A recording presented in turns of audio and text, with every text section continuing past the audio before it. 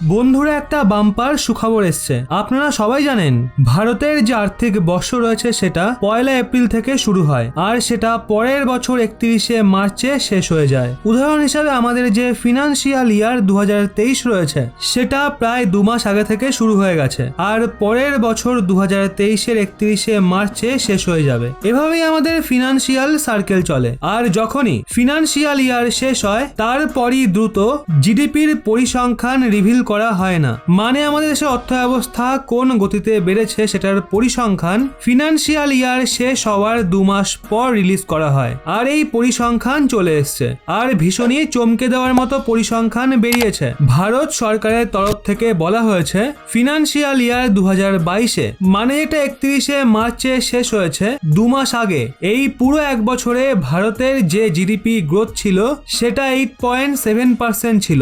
মানে গত 1 বছরে দুনিয়াতে যত বড় বড় অর্থব্যবস্থা রয়েছে সেগুলোর মধ্যে সবচেয়ে দ্রুত বেড়েছে। আর আপনাদের আবার একবার মনে করিয়ে দিই, এই যে পরিসংখ্যান রয়েছে সেটা ভবিষ্যতের পরিসংখ্যান নয়, এটা ওই পরিসংখ্যান যেটা হয়ে গেছে। গত 1 বছরে ভারতের গতি 8.7% ছিল। এছাড়া আপনাদের Q4 এর পরিসংখ্যান দিচ্ছি যেটা চলে এসছে। জানুয়ারি, ফেব্রুয়ারি, মার্চ এই 3 মাসের কোয়ার্টারে ভারতের জিডিপি গ্রোথ 4.1%। যদিও বলা হচ্ছে জানুয়ারি, ফেব্রুয়ারি, মার্চ মাসে ভারতের সব সময় সমস্যা হয়, আপনি ঐতিহাসিক পরিসংখ্যান তুলে দেখলেও ভারতের জিডিপির গতি বছর শেষ হতে হতে অনেক কমজোর হয়ে পড়ে। ভারত সরকারকে এই দিকে বিশেষ নজর দিতে হবে, কারণ এর ফলে ভারতের অনেক লোকসান হচ্ছে। কিভাবে? আসলে আমাদের যে Q3 ছিল মানে অক্টোবর, নভেম্বর, ডিসেম্বর মাস, ওই সময় ভারতের জিডিপির গতি 20% ক্রস করে গেছিল। মানে যদি আমরা জানুয়ারি, ফেব্রুয়ারি, মার্চ মাসে 4% এর বদলে যদি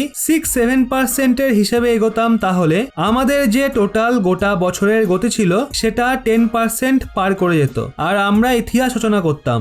যদিও 8.7%ও ভালো, কিন্তু যদি ডবল ডিজিটে গ্রোথ চলে যায় তাহলে গোটা দুনিয়াতে আপনার দেশকে নিয়ে চর্চা হয়। এক্ষেত্রে ভারত সরকারকে এই বছরেও যে ফিনান্সিয়াল ইয়ার 2023 রয়েছে এটা মাথায় রাখতে হবে। জানুয়ারি, ফেব্রুয়ারি, মার্চে অর্থব্যবস্থার গতি কোনোভাবেই ঢিলে পড়তে দিলে চলবে না, কারণ যখন আপনার দেশের গ্রোথ ডবল ডিজিটে পৌঁছে যায় তখন সমগ্র ওয়ার্ল্ড মিডিয়া আপনার দেশকে কভার করে। বড় বড় বিনিয়োগকারীরা হুট করে আপনার দেশের দিকে নজর দেয় আর উৎসুক হয় আপনার দেশে ভারী মাত্রায় বিনিয়োগ করতে, বড় বড় কলকারখানা, ফ্যাক্টরি তৈরি করতে। এক্ষেত্রে এবছর ভারত সরকারকে যেন তেন প্রকারেণ ডবল ডিজিটে যেতেই হবে। ভারতের গত 1 বছরের রিপোর্ট নিয়ে আপনাদের কি মতামত? আপনার কি মনে হয় এবছর আর্থিক বর্ষে কি ভারতের জিডিপি গ্রোথ ডবল ডিজিটে পৌঁছাতে পারবে? কমেন্টে আপনার মতামত অবশ্যই জানান।